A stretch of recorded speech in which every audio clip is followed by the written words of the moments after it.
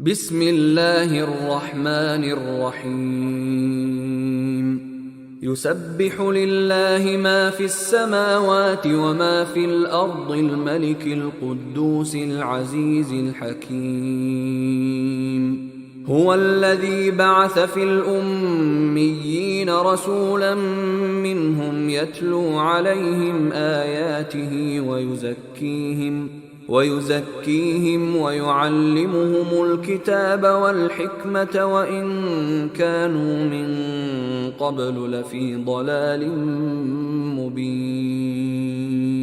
وآخرين منهم لما يلحقوا بهم وهو العزيز الحكيم ذلك فضل الله يؤتيه من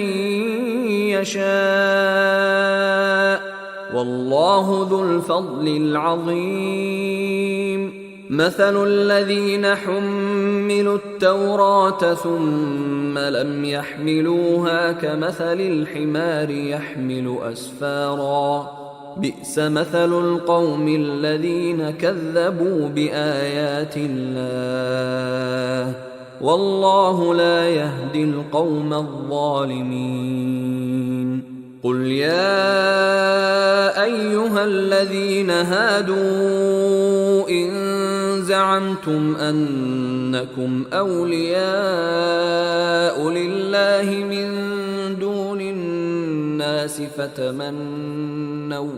فتمنوا الموت إن كنتم صادقين ولا يتمنونه أبدا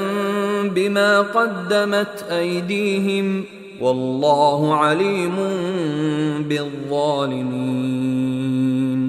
قل إن الموت الذي تفرون منه فإنه ملاقيكم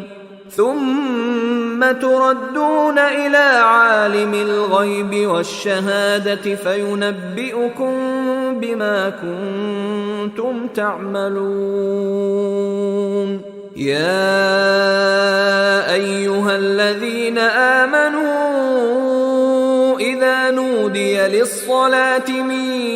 يوم الجمعة فاسعوا إلى ذكر الله وذروا البيع ذلكم خير لكم إن كنتم تعلمون فإذا قضيت الصلاة فانتشروا في الأرض وابتغوا من فضل الله واذكروا الله كثيرا لعلكم تفلحون وإذا رأوا تجارة أو لهوا انفضوا إليها وتركوك قائما قل ما عند الله خير من اللهو ومن التجارة والله خير الرازقين